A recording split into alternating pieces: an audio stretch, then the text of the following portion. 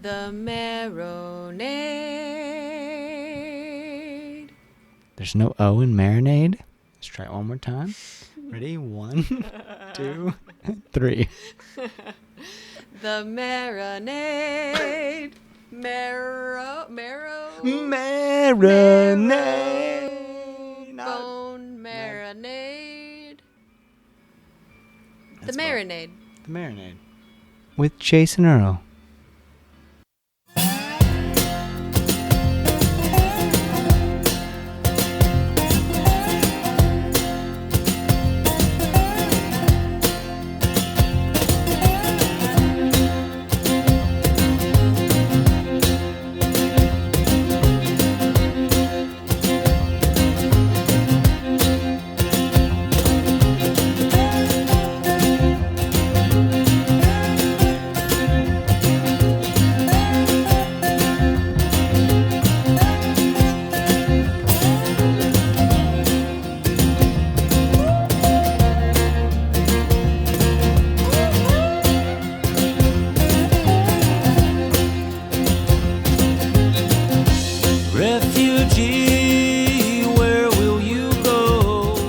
Welcome to The Marinade with Jason Earle, episode 24, the second in our 2018 in Review series.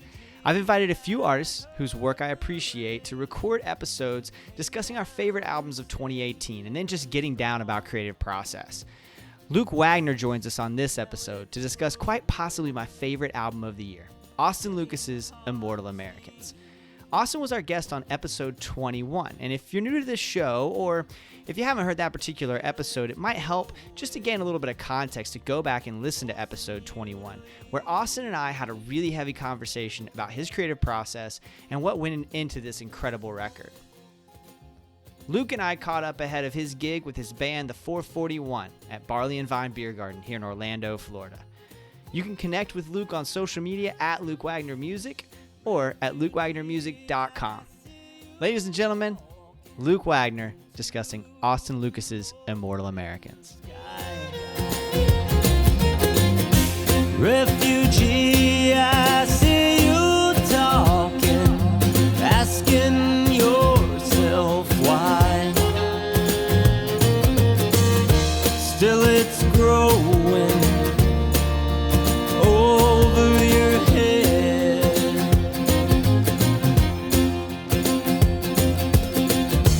Still it's growing, and you're almost dead. If you could just point it, it's a dynamic mic, so if you could point it straight at your whatever you want to hear, like if you want there it goes right there. If you want it to be, Come on. so you can do that, or you can move. That's pretty ideal. Yeah, I like that right there. Perfect. Hey, talking with Luke. Here's the magic moment. Yeah. The Marinade.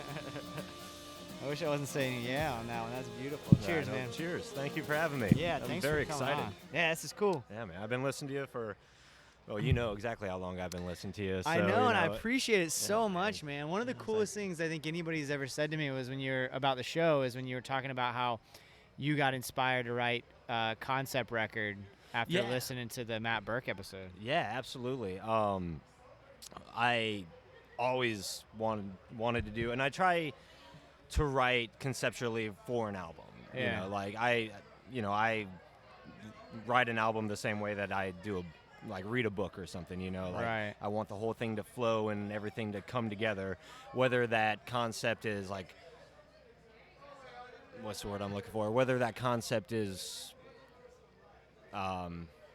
obvious or if it's just more personal to me. Like my first album, Walking Through Oz, you know, that does have a concept behind it. It's a very coming of age, you know, a lot of those songs I wrote when I was, 15, Right. upwards, and so it all I try to keep it to all flow together, and I think that's a really important thing for an album. Yeah. We're going to be talking about Austin Lucas Yeah. and Immortal Americans, very, very fluid album, and it's just great to listen to. You can listen to it start to finish, and you can have that idea. Right. And I think so. If I like the concept album that I talked about with you is about the Vendetta ride of Wide Earp, which I know it's not that original to make a concept album about cowboys. And I'm pretty sure the Eagles have me beat on that one for sure. But I think there is that. But it's just something I've always wanted to do. I mean, I think that's been one of my favorite stories ever since I first saw Tombstone when I was like 4 years old and talking like Doc Holliday.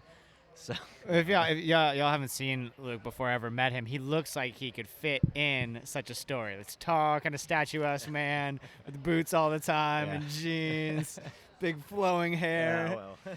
Big old handsome fella. Oh, geez. I think it's a little dark out here. I'm blushing now. So. Why did you choose Immortal Americans?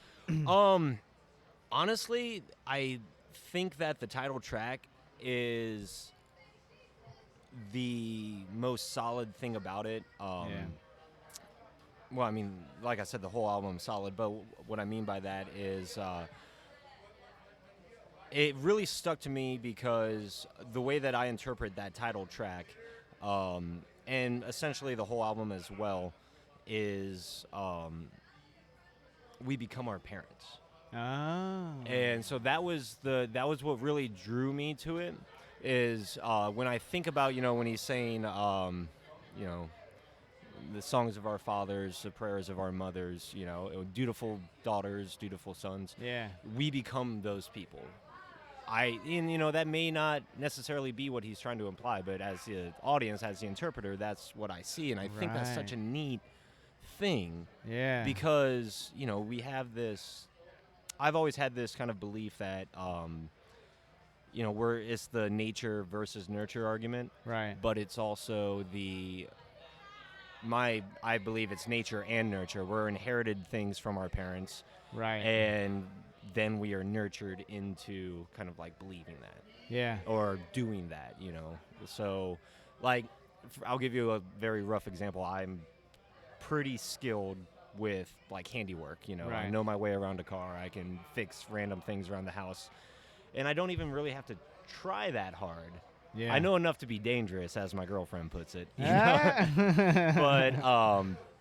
and I don't really have to try that hard. But when I do kind of like nurture that, I can then fix a wall or I completely disassembled her engine and rebuilt her car. Oh wow! And because you grew up around that. Or yeah. So my dad, extremely handy. Mm-hmm. He knows how to use a tool. Yeah. And I feel like there's a part of me that kind of just has that knowledge how to do it.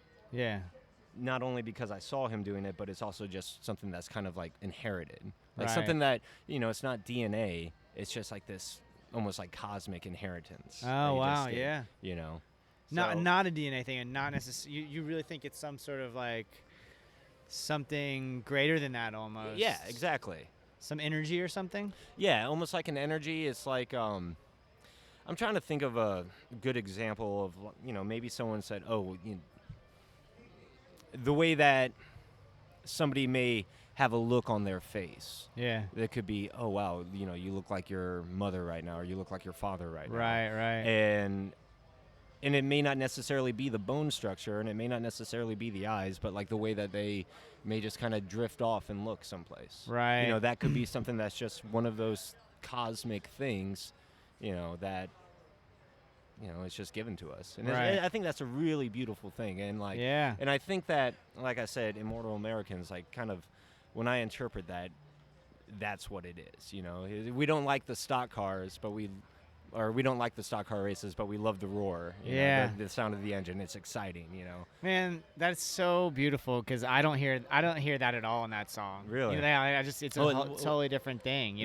That's awesome. Well, so how do you interpret it? For me, that record is, and he kind of said this on the show, but like, our conversation was so intense that like, I actually listened to it today just so I guess it was really cool. Yeah, it was just one of the coolest things, and Yeah. we only had 20 minutes, and we just sort of like immediately like, let's talk about cancer, and you're like all the heavy shit right away, I know. man. And he's a really intense guy in all the best ways, you know. Well, I he was think, saying that at he least. also does like Muay Thai or Yeah. Muay Thai. I don't know how to pronounce it. But, Yeah, because he quit drinking, Yeah. and so he had all this energy and needed a place for that to go, and then he also talks about sort of like always feeling like he wasn't one of the guys, you know, and so turning to that to kind of fill that need. But to me, it's such a record about place, and it reminds. Where did you grow up?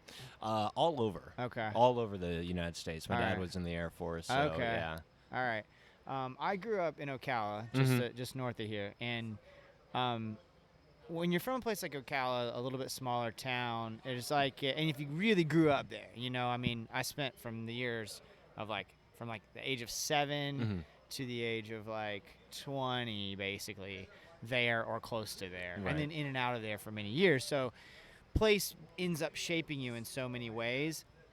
Not necessarily that you become that place No, by absolutely, any yeah. means, because I don't think anyone would say that I am what the sort of stereotype of Ocala is. I don't think anyone would mistake me for that. But this record, Immortal Americans, just seems so much about place. It seems so much about coming home Right. and reintegrating yourself into a world that you didn't ever feel at home in, right? So like that line, the stock car racing line, to me is him feeling like I don't fucking belong here, right? Like this is where I'm from, but I don't belong here. And then the rest of the record is almost like him wrestling with, okay, maybe this is where I belong, which I guess isn't that far off from your point. Right. And go ahead. Yeah. I don't mean to interrupt. No, I'm I sorry. think it's not that far off Yeah. from your point about becoming our parents, though, I guess. Right. And so like that's kind of I think we're on parallel roads right now. Yeah. So I think we're very close.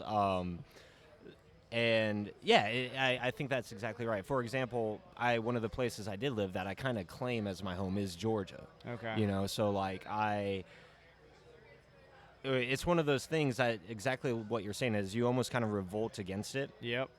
And it's like no matter how hard you try, you can't become your parent, or you can't help but become your parents. In so many ways. And so like, you know, whether it's, you know, no matter how hard you try, you can't escape where you grew up, you know. Right. And I think and like one of the biggest things that I loved about this album, but actually more specifically Austin Lucas's voice, is the fact that he utilizes his accent as a musical technique. Oh, wow. And you know that I don't know if that's purposely done or, you know, when I sing, I can't help but to sound country because of that Georgia in Right. me, you know. But yeah, I think it's like I think that was the first thing that turned me on to like John Prine. Is when I heard John Prine in the way that he would be phrasing certain words or be have certain of course this was back in the 70s where like, you know, more, you know, different areas had their own kind of like slang, you Right. know, like the pop or soda. Yeah, you know. yeah, sure. But like he would use those in his writing and in his songs, and which gave it more of that feel of authenticity. Yeah. And that's what Austin is really great about doing, you know. And isn't that what we want from music all the time? Oh, is absolutely. authenticity? And Absolutely. Does anybody do it better than Austin Lucas right now? I mean, I'm sure that we could, you know, it's Well, hard I to try. argue what's that's great. That's great. The very few people can hang with him in terms of just being very open and real. Right. You know, I mean, that's the thing that I took away from my conversation with him was just how authentic of a person he was. Well, yeah, It it's like was you just said, like he just got straight down to the Straight to it. nitty gritty. It was just here I Yeah. am, you know, and like, and that's something that, you know, I think anybody as a writer tries to get at. You Yeah. know, it's because it is so. We're given as a musician, you know, we were given a split second in time to let the audience know who we are, what we're trying to do, and have welcome you into it. Right. And and it's tough. And the guys who can pull it off, like I would. I'll shake their hands 8 days a week, Right. So like it's it's one of those things that I'm always kind of like struggling with, or I wouldn't say struggling with, just learning how to do it properly. I think because it's a revolving door almost. The way that the world interprets music now is ever changing. Yeah. And you got to figure out a way to do it. Do you have mentors for that kind of connection and learning how to? I mean, you're hustling all the time, man. You're gigging all the time, playing, doing your work. Yeah. Do you have people that either maybe it's people that you just look up to, or maybe it's actually straight up mentors that you're in contact with that help you through some of that, like continuing to grow as an artist? You're already killing it, but you're continually wanting to grow, right? So do you have those people in your life? I have a very strong support system from, my sister, my girlfriend, and my parents for the most part. Of course, at the same time, my parents are scared to death that I'm just hanging out in the back alley shooting heroin. Right. Oh, you're a musician. What the hell, Yeah, I mean, that's what we're in, and basically an alley right now. So you brought the heroin then, Yeah, right? yeah, of course I did.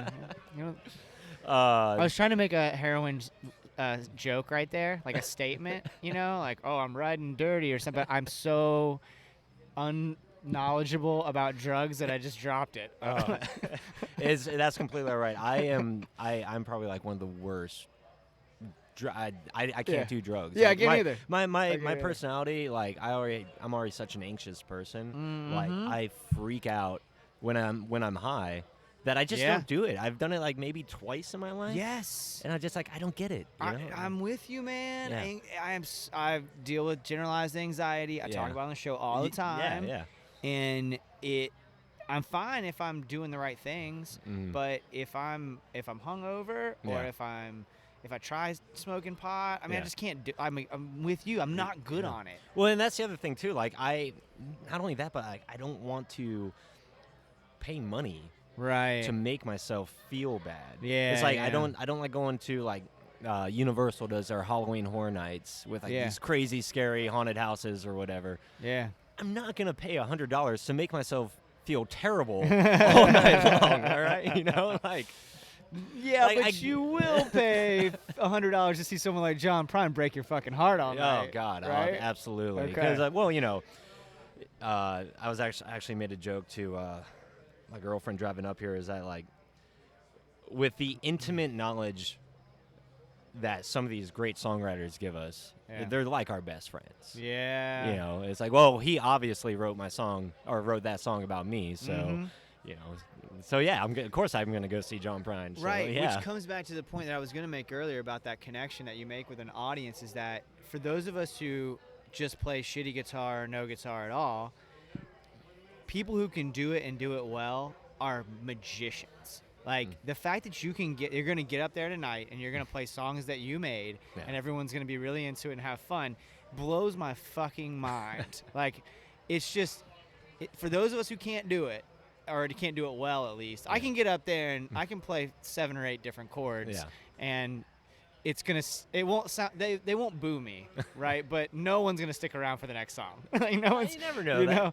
But the point being that what people who are good at it are able to do is just beautiful. It's so intense. And Southern Vaden and I talked about it.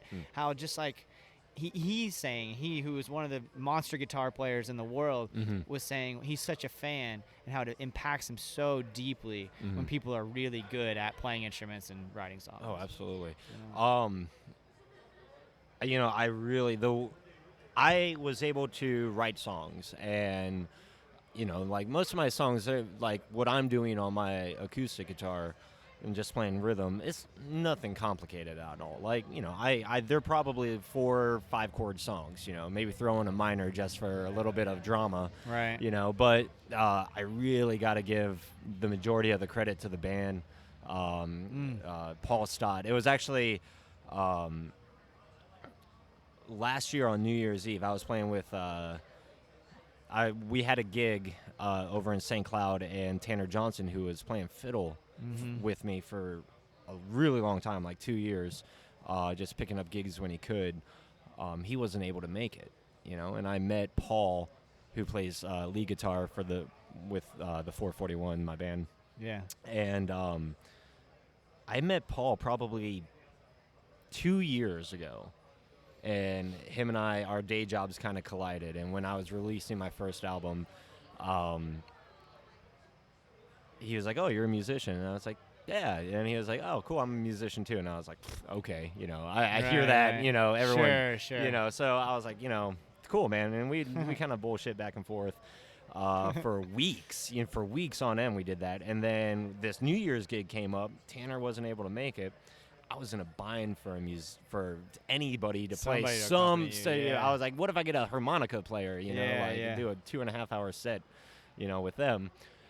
And it was like the week before, and I was just out of options. And I asked this guy. It was like 5 o'clock in the morning. I was at my day job, and he has a window cleaning business, so he was washing the windows in our building. Yeah. And I was like, hey man, like, I got this gig. I really need someone to play. Like, would you be interested? I wasn't that worried about it because I was like, it's St. Cloud, no one's going to be out there. Sorry, St. Cloud. But we don't have anybody listening in St. Cloud. Right. But I was just like, it's fine, whatever. And I get out there, and David Altman, the drummer, he was already there waiting on me. And he was like, who'd you get? And I was like, well, I got this guy, Paul Stott. And he just looks at me. He's like, you got Paul Stott to play with us? And I was like, I don't know what the hell you're talking about. And like, he just shows up, and he has this beautiful Telecaster, and he's just ripping on it all night. And I was like, it was very fortuitous, because it was New Year's Eve, so it was like, holy shit, this is the beginning of a great year, hopefully a great, and like you were asking about mentors,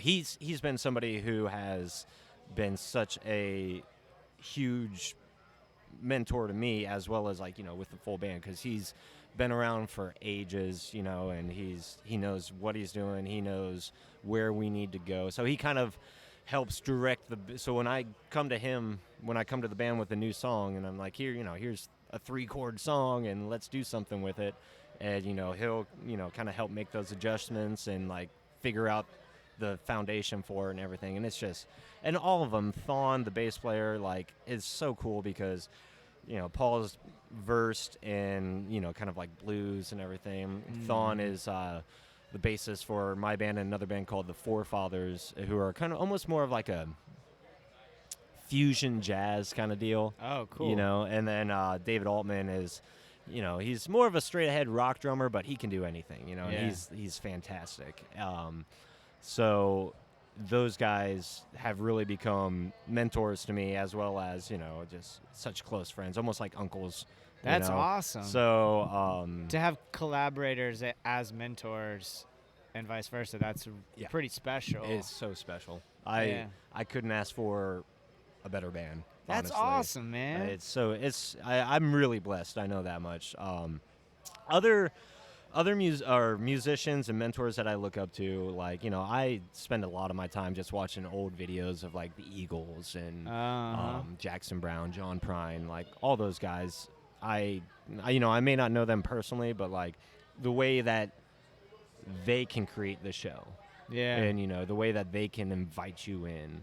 It's like when I went and saw Jackson when he was here back in January. Oh wow! And it's just him, and he had a guitarist with him, and he'd go back and forth between playing guitar and playing piano, and like it was just, you're just sitting there hanging out with him. That's amazing. With like 20,000 other people, right, in the Bill Hurd or however many seats it has. But well, that is an incredible thing. I mean, that's back to the point you made earlier about how you spend so much time with someone's music, especially someone like John Prine or Jackson Browne, who've been doing it for so long, and they have such deep catalogs.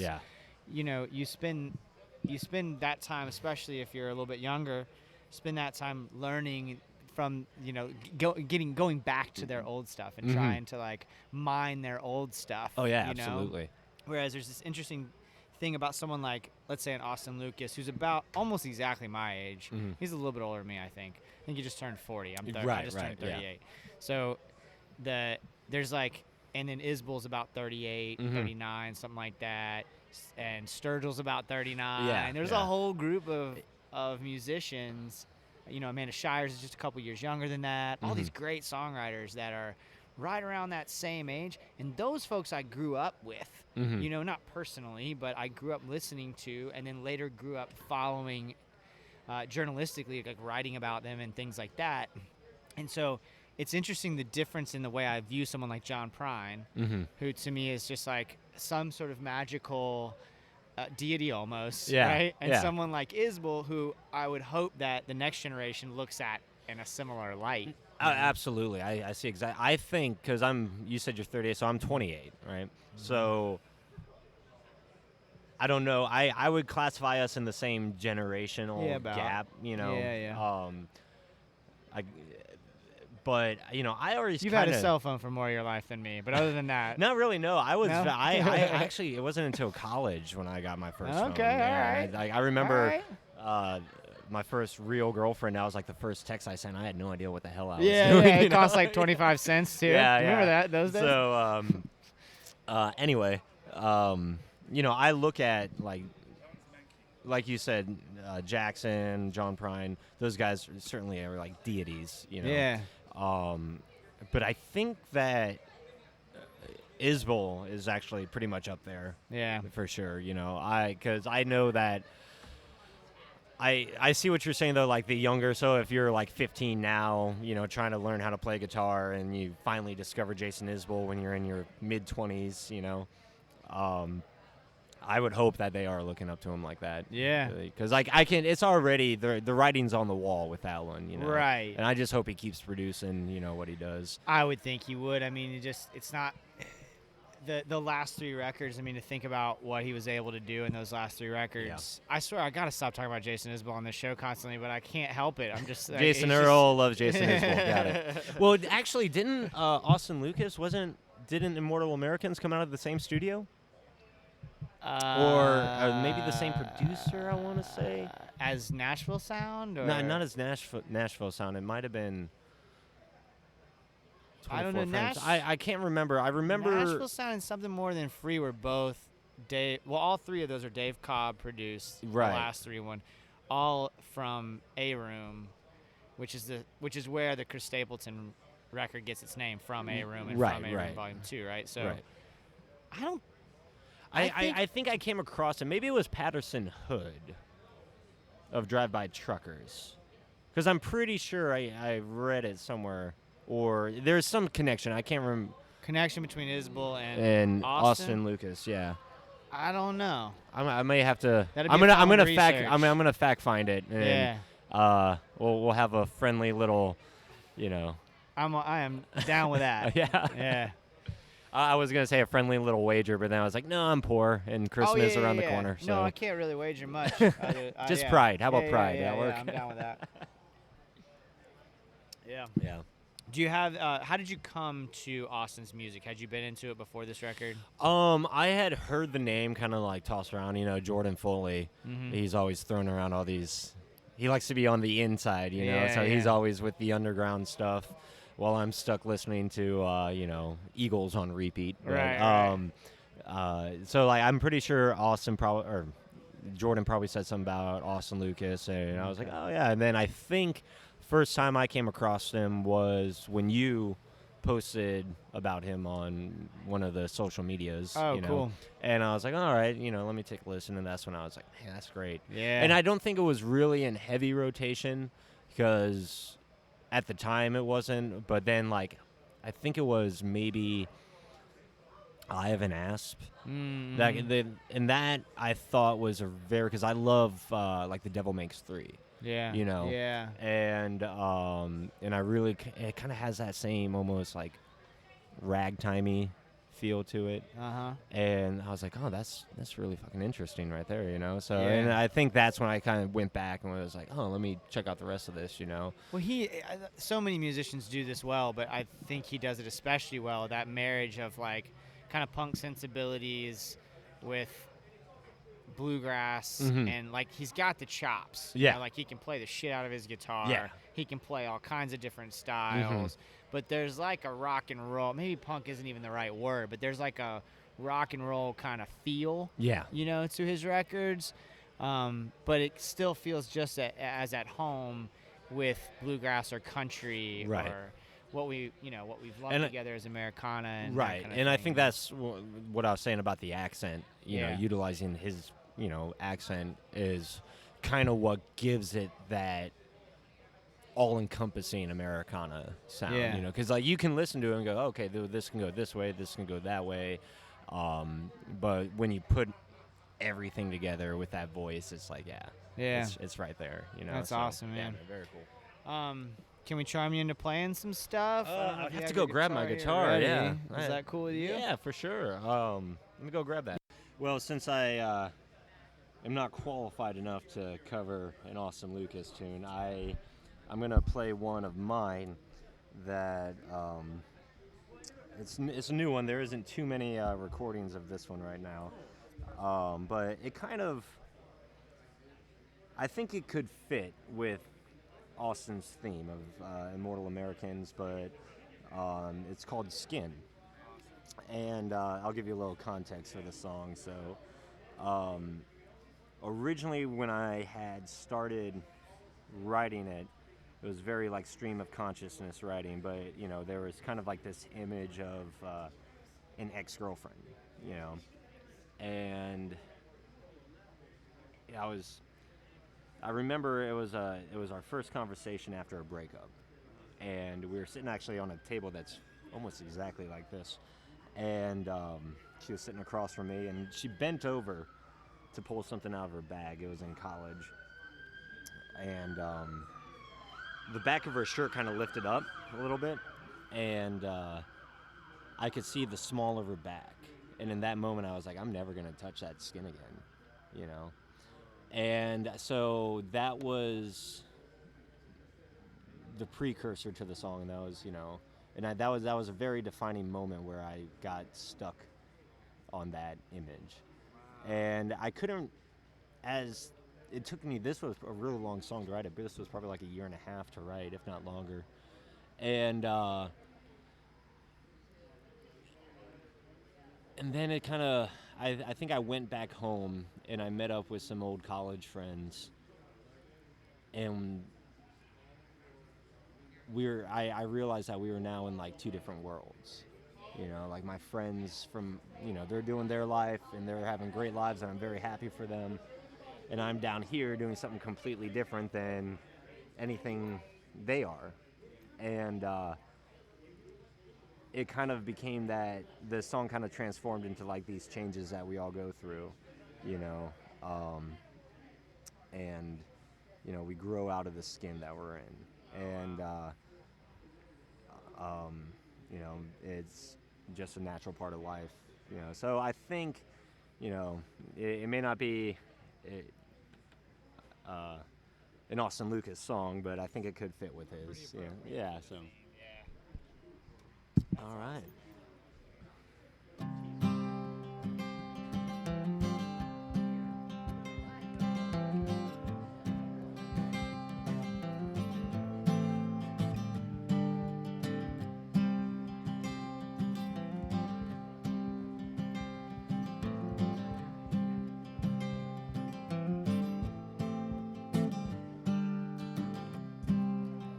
Well, it's a New Year's Day. I haven't seen you for a while, but you looked my way and I somehow remember to smile. The conversation's small, but the talk, it ain't cheap. Well, after all the lessons I learned, I know what time now means. And you've got a little something hiding in your eyes. Well, are you looking for love or some other kind of surprise? Well, are you happier now standing on your own? Are you looking for another friend? Well, are you satisfied in the ways you've grown?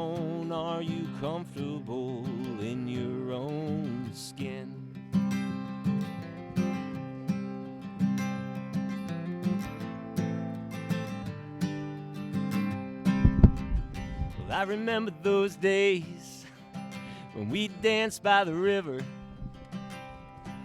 with the sounds coming out from the Phoenix Amphitheater. And I remember your smile, and I remember your touch, and I think about them all until I think too much. And I'm hanging my hat on another door.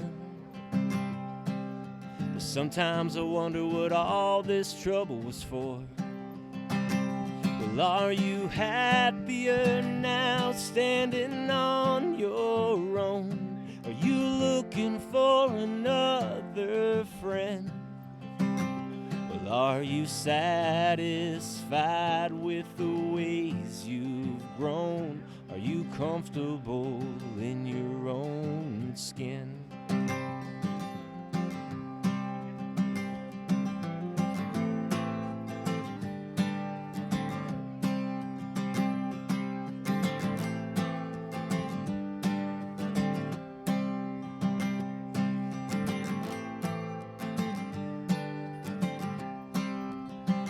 Well, it's been a long time, and I wonder who you see.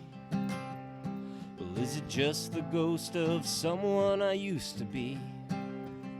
And I hear you laughing, and I hear you joke.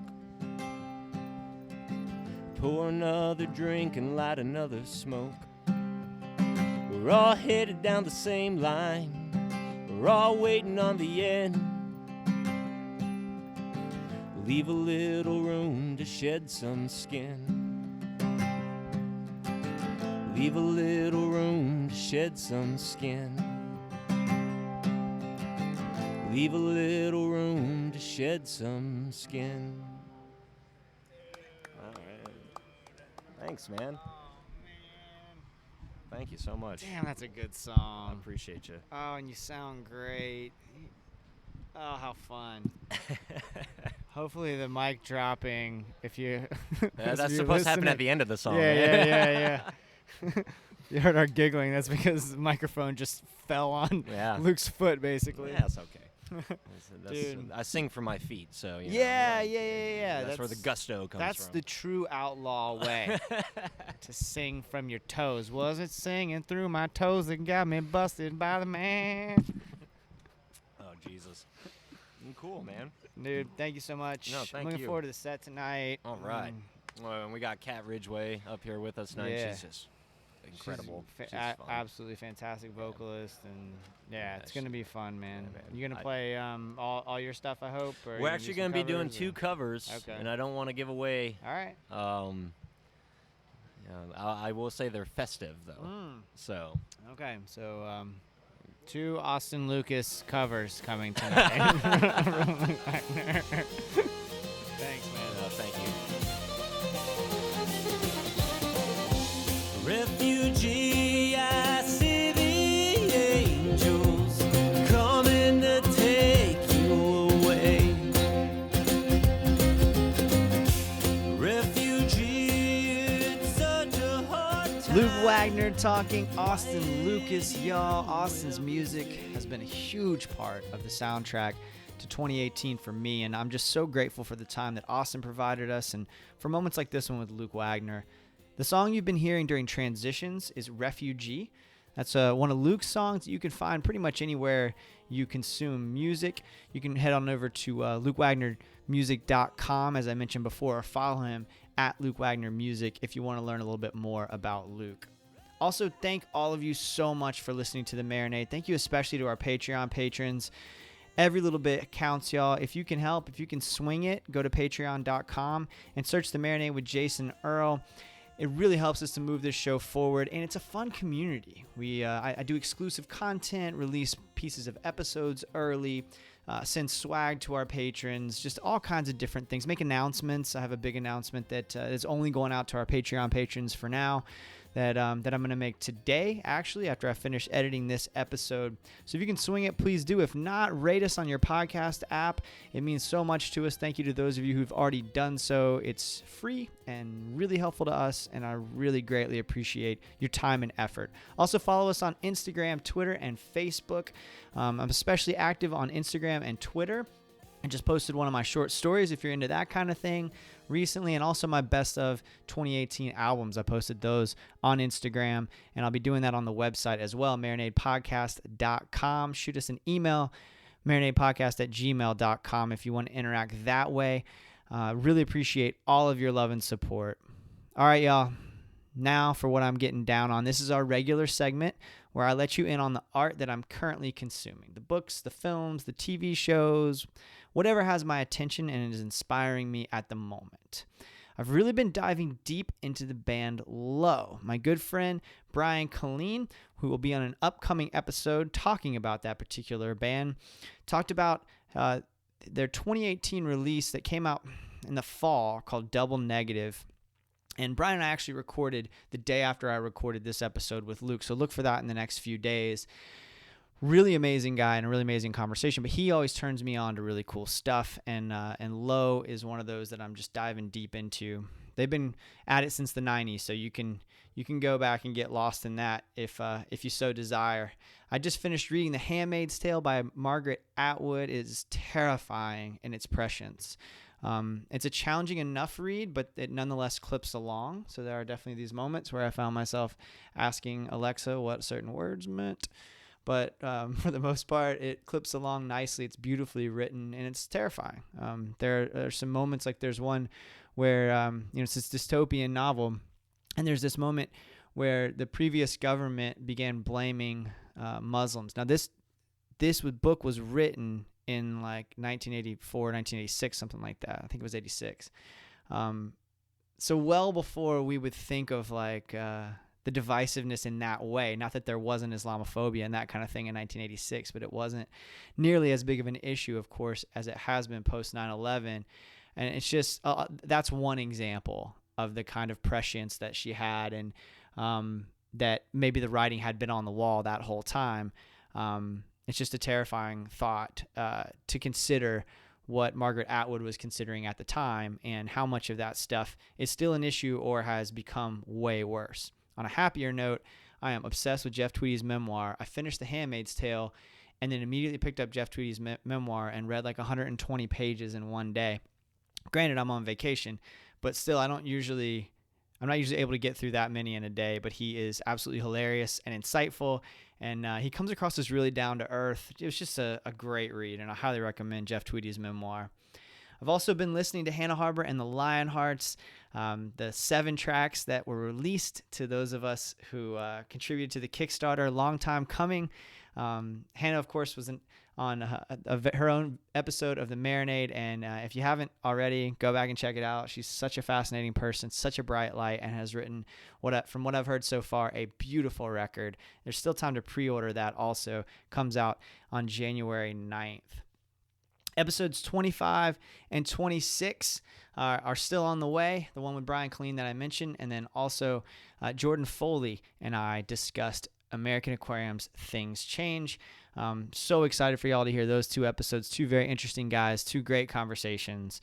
And then we'll be back at kind of the regular schedule coming up in January. I already got a couple of huge guests booked, like amazing artists and creatives that have agreed to come on the show when they come through Orlando. So I've already got 2 in the bag, and then a couple more that are coming soon that I feel good about, that we haven't been able to connect exactly, but I feel confident that it's going to work out. Thank you all for an amazing year. Thank you so much for all of your love and support. I love you. Cheers, y'all.